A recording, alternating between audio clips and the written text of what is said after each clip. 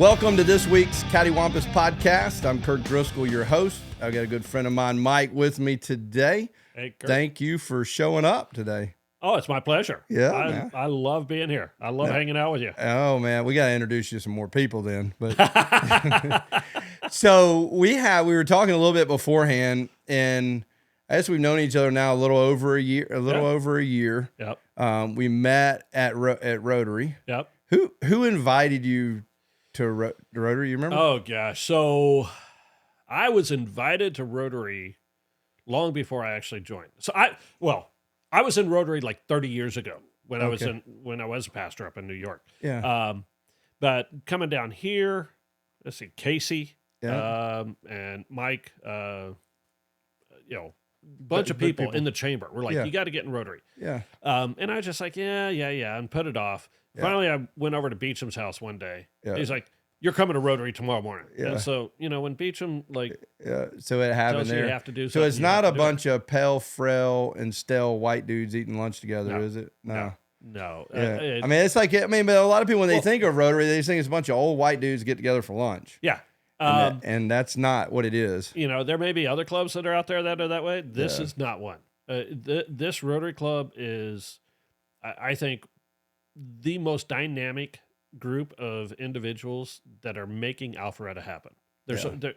I have coffee with some guys on Wednesday mornings, which if anybody wants to join us at Warm Waves is awesome. It's kind of an extension, but it is people who are dedicated to the community of Alpharetta. Alpharetta is unique from any other place I've ever been, and that's what people say. I was, talking with the guy last night, moved up here from Miami.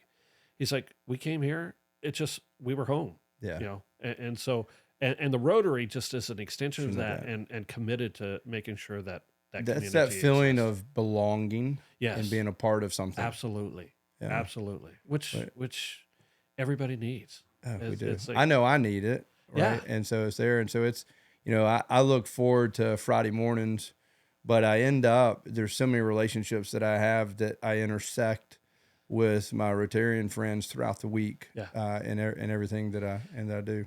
Well, and an interesting thing I was reading this past week that after COVID, that there is an epidemic that the CDC has actually put out. There's an epidemic in the country of isolationism. Oh, I could imagine. Because people have just isolated from one another. We're disconnected from one another. To do any kind of events and host, it's just hard to get people to re-engage and recommit to anything. It's like, okay, well, what are you doing? You're doing nothing. Yeah. It's like, I was talking to someone the other day, and it blows my freaking mind that companies are hiring college kids directly out of college and saying, oh, yeah, hey, if you happen to show up to the office once a month or twice a month, it's good. Yeah. It's like, how in the hell do you run a company when you never see your people? Yeah. Like, how does that work? Like, yes, you can get something done, but culture, how do you, I don't think you can cultivate culture in a non-connected face-to-face environment. It can happen because, that's kind of what I do out there is help people to do that. But, it is very hard to do it. It has to be very intentional. You have to come up with some real creative ways to be able to do it. And it takes a lot of effort as opposed to, just the idea of being able to hang out around a water, just sit around the coffee maker, coffee. The brief 5-minute conversations that people have in a workplace that get so much done. Yeah. Just because you're walking by somebody's desk, it's like, oh yeah, did you do X? Or, can you get me this or whatever? Yeah. That in a remote environment is just almost non-existent. Yeah. Well, you saw it firsthand today when you walked up here to the studio. So Sarah and I have worked together for 18 years, right? For the first 15 of it, her desk was right outside my office. So I may have walked past her or she walked past my desk 30 or 40 times a day. Anytime you needed something, you want to talk, you just say, hey, Sarah. You didn't have to pick up the phone or call. No. It was just, so the interactions there is completely different. Yeah. And, we've sold that company. Just several things have happened prior to COVID happening. But then with COVID and everything else, it's just we're in a virtual work environment. Yeah. On the things that we do together. And it's very challenging. Is like, how do you be there for a coworker Yeah. when you're not there personally. Yeah. You know, and how to navigate through new work relationships and responsibilities and expectations. And it's a big challenge. And if you're just coming into the workforce, you're going to look at it and say, well, this is just normal. Yeah. No, it's jacked up. It's cattywampus. The workforce is cattywampus, period, end of story, right? So, but I'm glad there's people like you that are willing to go out there and deal with it and talk about it, because I just get frustrated as hell. And I'm like, look, guys, y'all need to show up to work. We got a young couples married group that we meet together, and only one or two of those individuals actually have to go into the office every day. All the rest of them are remote, and they're working at home with their spouse. Yeah. Both working at home, and that's great, but it brings in just so many different dynamics. It really does. Speaking of cattywampus. Yes, sir.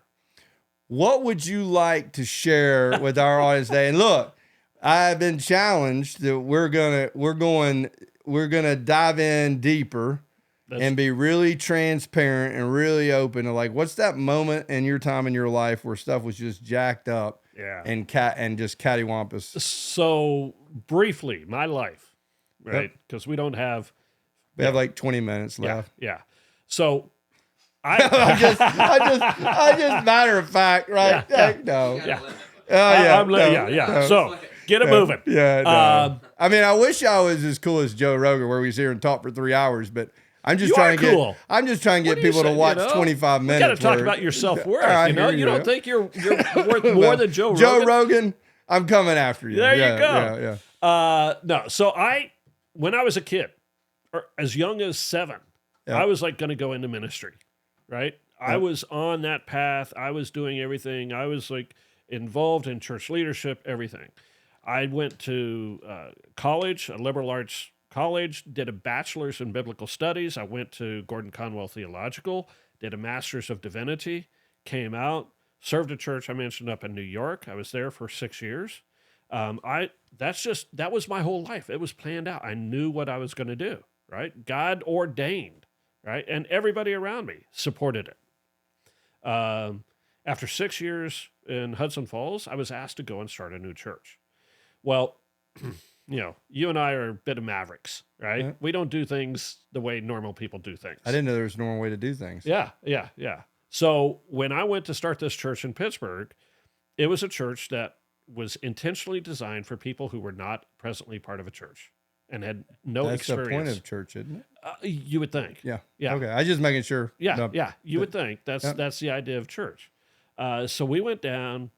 Our church, we got a industrial warehouse, and a little bit of office space in the front for Sunday school rooms, but the warehouse in the back was our worship center. Loading dock, the whole deal, right? Very anti-church, so to speak, for the place. Well, and we built it on thinking about the whole conversation we just had with feeling connected. There were 4 values that we had for this church. It was called the sanctuary. It was a place that we welcome, we nurture, we share, and we celebrate, right? That's what church is about. Yeah. And so we were welcoming in people. We grew from 6 people to 150 people in 18 months. It was just like going wild. Just as we were ready to go out on our own, come out from under mission status, 2 weeks, the leaders of the denomination came in and said, "You're done. And we will not support you in any ministry going forward." My whole life ended right then. How did that feel? They talk about PTSD or nervous breakdowns or that sort of thing. I mean, it truly was just like absolutely losing everything in your life, right? For many years, as I tried to process this, I felt like I was Job.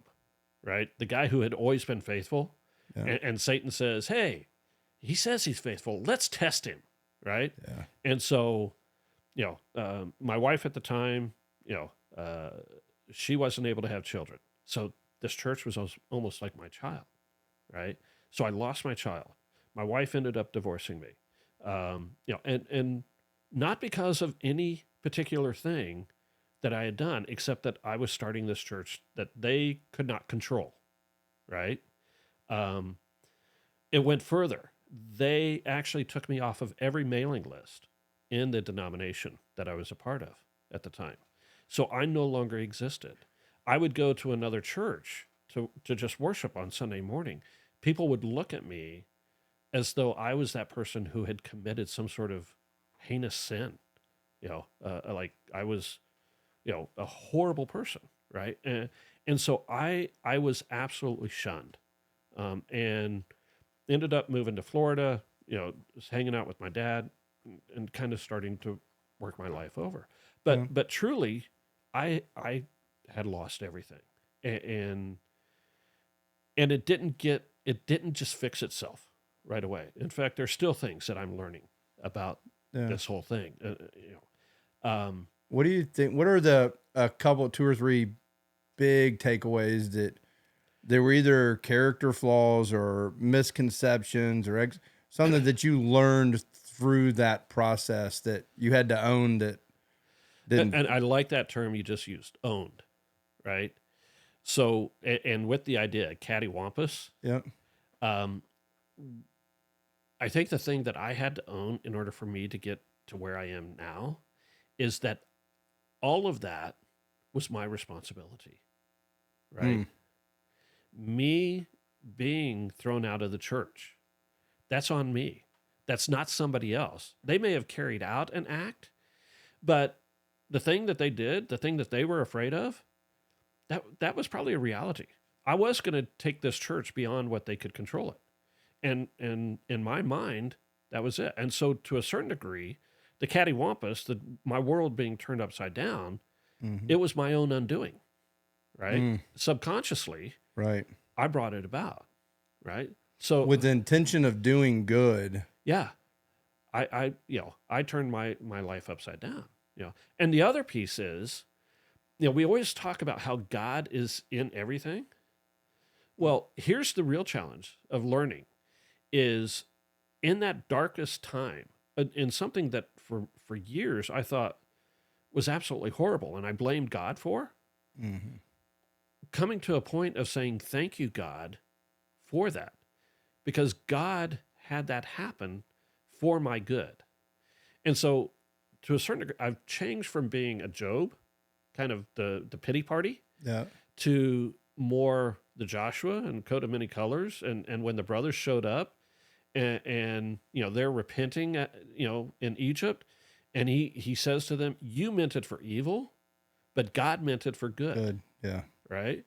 But it's hard to see it for good when you're in it. When you're in it. Yeah. Or for me, it is anyways. Oh, my ego, absolutely. my pride, my flesh, everything's like, you son of a, it's like, you want to yell. You want to yell at everybody who's out there. You want to blame everybody. You want to blame God, right?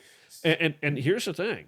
A lot of people are afraid to get mad at God because they think that that's some horrible thing. Yeah. One of the other learnings is God is so much bigger. God can take your yelling at him. Oh, yeah. God is more than willing for you to say, what are you doing here? And just taking it out. And God is that ultimate father who's like, child, I love you. I love you. It's okay. Beat on my chest, yell at me, scream at me, and I'm still going to embrace you. Oh, yeah, without a doubt. Because I meant it for good. Without a doubt. What's interesting, I had a guy, this was probably like 10 years ago, and it was a recovery-related meeting that we were having with this guy, trying to help him through some stuff, and he just started cussing God. I mean, from one side that you couldn't, he didn't hold anything back. He was throwing everything at it, and he got done, and he was just breathing fire, pissed off. Yeah. And I was like, well, that's great. Yeah. He's like, what are you talking about?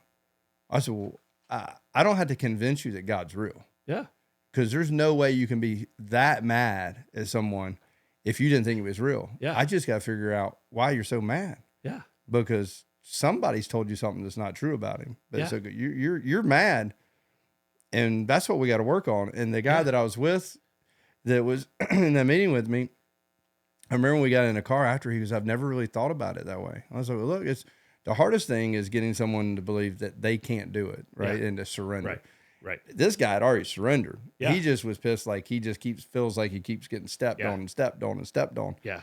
And let's just find out why he's that mad at him, right? So, what is it? Real. What is it? Well, and ultimately, what is it you're afraid of? Yeah. Because fear. I'm afraid of not being in control. So not being in control and being fully surrendered every day is like, it's fearful. Yeah.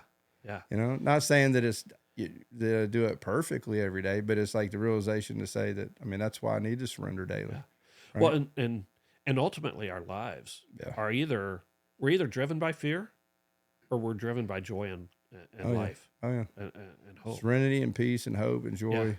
Yeah. I mean, it's all the fruits of the Spirit. That's where I want to hang. And it's real easy to be, kind of dichotomy there. Yeah. And fear is what Satan throws at us. Yeah. Fear is what the dark side throws at us. Yeah. And is anti-God. It's interesting. I'm sitting here thinking, I don't think I've ever met anybody that was healthy. Like, I'm going to say this. I've met plenty of people that have been thrown out of a church building. Yeah. Because they were not in the correct state of mind, closed, unclosed, clean. I got those. But I don't know that I've ever met a pastor that's been thrown out, not just of the church, but the denomination, just stripped of all that. And I can't imagine the way that when it's like you're doing this for God in this, like, how can they not see what that's doing? Yeah. Well, and, part of my working through it as well is, God, I surrendered my entire life to you, right? Here I am. Yeah. For you to do with me what you want. Yeah. Right? Well, in Job, it talks about how the potter makes some pots for, fancy use and some for daily use. And some he just throws aside. Yeah. Right? And so if we are truly going to be God's servants, are we going to dictate to God how we're going to be used by him? Or are we going to allow God to actually use us as he wants us to be used? Yeah. And that is, I think, the ultimate path for all of us is what is it that God has for us? What is that vision that he has for us? And when we get aligned with God's purpose in our life, we get to authenticity. We get to who we are. And all that other stuff, it doesn't matter anymore. No. I mean, money doesn't matter. Relationships are important, but when somebody hates us, and there are plenty of people out there who don't like us, but it doesn't matter because we know who we are in our relationship, and we are doing what we have to be doing, right? And that's a really cool place to be. Oh, it is. That's an invitation there too. I want to just talk. So if you hate me, I want you on the show. I would love to have, because I'm sure there's plenty of people that hate me. So if you're watching this or you know someone that hates me, man, I want them in the seat because I want to have a real conversation with you. I want to own it, or I want you to own it. We'll see. But needless to say, I do want them in the seat. That'd be good. Hey, that'd be a good one right there, wouldn't it? Okay, perfect. You hate me? Give us a ring and we're going to get you here. That's a clip? All right, that's a good clip. So when you look through that, what are your double Ds, those daily disciplines that you navigate life today with? So there's a couple that I do. One, you got to be praying, right? You have to be, if you're not praying, if you're not in communion with God, you're missing it. Meditation, right? And I came from this fundamentalist Baptist background where meditation was like something that you don't do, right? And I get really uncomfortable in meditation. I just want to let you know. Okay. Unless I'm sitting in a deer stand. I meditate great in a deer stand. Yeah. But just sitting in the seat and feeling my feet and doing all that, I think there's a misconception of what meditation is. Yeah. I mean, you can do a 3-minute meditation, right? And it can just be, you know what? And I'll challenge you to do a 3-minute meditation, right? based on when Moses goes up the mountain, he says, who are you to God? Yeah. And God responds how? When he comes back, he responds back to I am who I am. Yeah, right? I was trying to think exactly. Yeah, I am who I am. Right? That gets translated through the Hebrew as Yahweh. Yep. Right? Yahweh has no vowels in it. So if you take those vowels out of Yahweh, what is it you're left with? I'm saying it's just YHWH. Yeah. You're left with this idea of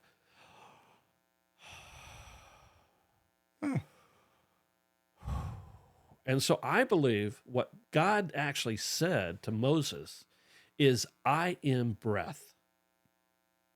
I am the breath. And we read about it throughout Scripture. I am the breath of life. I breathe into Adam. God is breath. And so for you, I'll challenge you, 3 minutes of just quiet, thinking about breath. Every breath you take in, you're bringing God in. God is touching every cell of your body, right? Because he's now, you can't be disconnected from God. And by the way, for those who are atheists, God doesn't care if you're an atheist or not, because God is breathing into you every time you take a breath. Amen. God is there. So the last 3 minutes of our show today will be in silence. Be the best 3 minutes of the show. Maybe it'll be the best 3 minutes of the show. But if you just do that, I'll do it. I'll try it. And I only have to do it one time, or you only have to do it one time. Okay, I'll do it one time. But I'll make sure you do it. Perfect. I'll do it tomorrow morning, and then I'll report in. Yeah, and but it's just focusing on God. Yeah, it's just a breathing, and it's. I had a buddy of mine that sent me through a guided meditation. He was on the show about, I don't know, a dozen or so episodes back, Christian, and he did. Oh, God love him. He called me, and I mean, I had all kind of chaos going on, right? Uh-huh. And he's like, "Hey, I'm gonna come over to the house." Uh-huh. I'm like, "Okay, dude." I just thought he just wanted to hang, just kind of, Yep. And he sat down. And he said, "I'm a little concerned. We're gonna do some guided meditation, and just get you recentered." And I'm like, "Yeah, no, I'm not really." He's like, "No, we're gonna do it." And so he had this whole process, and he got done, and he told me, he goes, "I just want to let you know, you're the worst person I've ever done this with before." It's like, I'm like, yeah. So I love being quiet. I love being still. I have no problem being alone and being away from my phone and all those things. So the quiet and being still and listening and talking with the Lord, I have no problem with. And it's like so that's meditating. Oh, I know, but it's like I need to put myself in a more vulnerable, or not vulnerable is not the word, more submissive position, probably.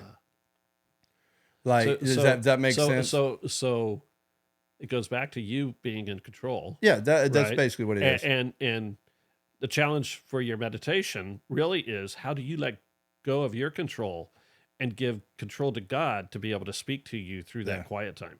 Yeah. Which then goes to the Psalm, be still and know that I am God. Yeah. And when you still yourself, when you still your soul, and say, okay, God, what is it you want to tell me today? Yeah. That's pretty awesome. So I'm going to do it. I'm going to get more specific. All right. So we got the disciplines. We're going to get off the meditation now. Okay. The other discipline that I do is what I call think shopping or thought shopping. Right? Thought shopping? Thought shopping.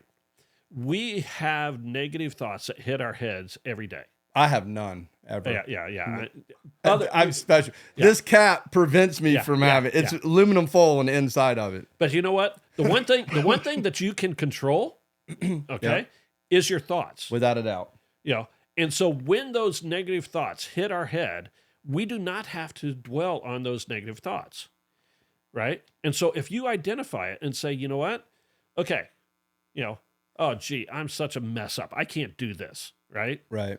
If you take a moment and turn that around and say, okay, I am more than capable of doing this. There is nothing that I cannot do, right? And so a thought shopping is, I have an app on my phone that has all my shopping list, in it. And so when a negative thought hits my head, I put it in there. I scroll through my thoughts that I've already have that are positive thoughts, and I like, okay, I'm going to replace that negative thought with the positive thought. Yeah. You know, and It's a simple practice, but not easy. It's very simple, but it's like we're our worst enemy.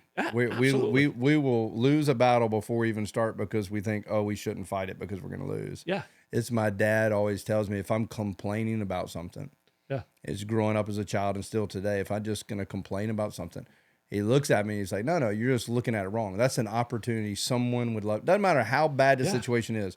There's somebody in this world that would love that, what I think is a problem. Yeah. It's really, it's an opportunity. Absolutely. It's all mine, the way that we're looking at it and the way that we frame it in our mind and how we process it. And we don't have to stay there. That's the thing. No. You do not have to stay at that negative place. It is your choice whether to stay there or not. Yeah. And it is as simple as saying, you know what? I'm going to change my thought. I'm going to, it may take 10, 15 times of you telling yourself that until you actually believe it. But you start doing that, your life is going to be a whole lot different. A whole lot better. Yeah, that's pretty awesome. So. All right, so as we're coming down to land the plane here, life is pretty epic right now. I get to hang around you and listen and know some guys you're running with. So you're doing some really cool stuff. So I'm really happy that you're willing to be here and just be vulnerable of where you've come from. And so if someone is in that part of life where they just like the world is coming to an end, everything that they thought that they were going to do and be in this world just ended. Yeah. What would you, if you're looking right here at this camera, like what would you want to share with them of how they can navigate through it and how you could help them navigate through it? So one, you're not alone. All right. Never think that you're alone. There's somebody to reach out to, even if, reach out to me, if nobody else. There is somebody that you can reach out to if you're going through something. When we try and do it alone, we're going to fail. Second, you don't have to stay where you are. You really don't. I'm working with a guy right now. He tells me how 13 years ago, this catastrophic thing happened and he's been living in it for 13 years. Over the last couple of weeks, he's begun to realize that he can move beyond that. This is a season of life. It's like, that is not, your past does not dictate your future, right? Think about this. Where we are right now has never happened before, right? And so whatever happened in your past, it doesn't control where you are right now or where you're going in the future. You don't have to hang on to any of that, right? And you can make a difference today. You can change things today. We can learn from it, but it doesn't control us. But if you're going through it, I would say you can't, very strongly, you can't do it alone. You really can't do it alone. You need help, regardless if it's business, if it's personal, if it's, whatever, get somebody who walks along with you, who guides you, who supports you, who sometimes will tell you the real truth of the stuff that you don't want to deal with yourself. Yeah. Right. And help you to get to where you got to be. And the other piece, and this is where I coach a lot of folks, is, God gives us a vision of what our life is. And I think it's daydreams or whatever, right? Mm-hmm. And you dream about whatever that is the abundant life that God has for you. God doesn't put a thought in your head that, cannot be accomplished, right? And so wherever you are right now, in the pain and the suffering and whatever, if you see that vision that God has for you in the future, then there is a path to get there. God wouldn't put it there if there's not a way to live it. So go chase after it. So go chase after it. And get some people there to help you to chase after it, because it'll be the greatest journey you ever go on. That's awesome, man. So, yeah. Thank you for sharing your story. Oh, my pleasure. And we'll have down in the the description of the video. We'll have all your contact information and everything so they can get a hold of you. Yeah. I know you coach a lot of folks that I know, and from business to personal to anything and everything in between. So thank you for just taking what God gave you and redirecting it right back in, but you're still serving at a huge level. Well, yeah, and that's the thing. I mean, those 4 values that I started the church in: welcome, nurture, share, and celebrate. Yeah. That's my coaching. Yeah. Because everybody still needs that. It's just, yes, we do. You know. Well, hopefully there's someone watching today that saw that and heard it and received that from you today, man. So I'd love to. Thank you so much for being here. My pleasure. Thank you for watching today. And remember, if you have somebody that doesn't like me, we want them on the show. And now I may have to call Mike afterwards to get me back into a positive mind thinking. But I want you here. So if you don't like me, if I had to buy you a plane ticket, I even buy you a plane ticket to put you in the seat. Buy you lunch. Zach said you could stay with him. So if you don't like me, but you don't like it, no, but seriously, we want to have real transparent conversations that are meaningful. Yeah. Thank you for sharing. Thank you for watching. We'll see you next week with another great episode.